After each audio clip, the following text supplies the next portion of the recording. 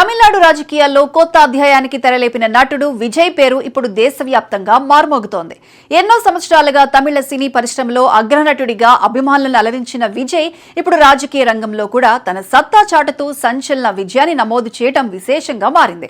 ఆయన రాజకీయ ప్రవేశం మొదలైనప్పటి నుంచి ప్రజల్లో ఆసక్తి పెరుగుతూనే వచ్చింది. అయితే తాజా ఎన్నికల్లో ఆయన సాధించిన విజయంతో ఆ ఆసక్తి ఇప్పుడు సంబరంగా మారిపోయింది.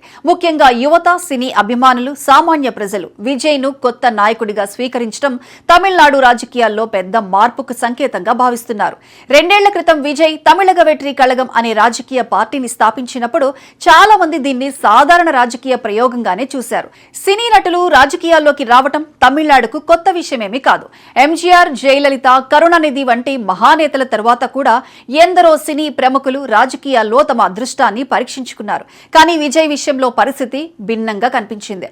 ఆయన పార్టీ ప్రారంభించిన నాటి నుంచే యువతలో ప్రత్యేకమైన ఆకర్షణ కనిపించింది. ప్రజల సమస్యలపై ఆయన మాట్లాడిన తీరు, విద్య, ఉపాధి, రైతుల సంక్షేమం, సామాన్య ప్రజల జీవన ప్రమాణాలపై ఆయన ఇచ్చిన హామీలు ప్రజలకు దగ్గరయ్యాయి. ఈ ఎన్నికల్లో ఎలాంటి పెద్ద కూటములు లేకుండా ఒంటరిగా పోటీ చేయడం కూడా విజయ్ ధైర్యానికి నిదర్శనంగా మారింది. అనుభవజ్ఞులైన రాజకీయ నాయకుల మధ్య కొత్త పార్టీతో బరిలోకి దిగటం సాహసోపేత నిర్ణయంగా భావించారు. కానీ ప్రజలు ఇచ్చిన తీర్పు మాత్రం రాజకీయ విశ్లేషకుల అంచనాలను తారుమారు చేసింది. విజయ్ పార్టీ అద్భుత విజయాన్ని నమోదు చేయడంతో తమిళనాడు రాజకీయాల్లో కొత్త శకం మొదలైందనే అభిప్రాయాలు వ్యక్తమవుతున్నాయి. ఇక ఆయన ముఖ్యమంత్రి పదవిని చేపట్టబోతున్నారనే వార్తలు అభిమానుల్లో ఆనందాన్ని రెట్టింపు చేస్తున్నాయి.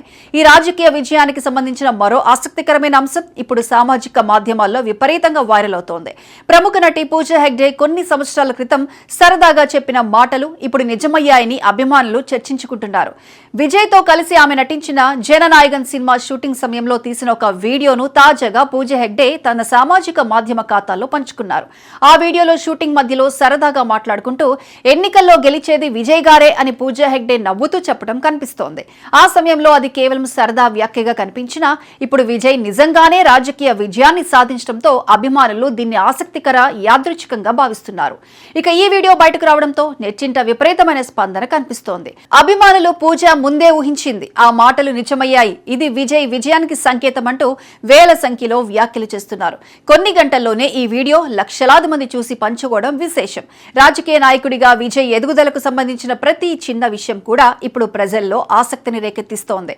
ఇదిలా ఉంటే విజయ్ నటించిన గోడ్ సినిమాలో ఉపయోగించిన ఒక కారు నెంబర్ కూడా ఇప్పుడు చర్చనీయాంశంగా మారింది. ఆ సినిమాలో కనిపించిన వాహనం నెంబర్ CM 2026 గా ఉండటం అభిమానుల్లో కొత్త ఉత్సాహాన్ని నింపింది.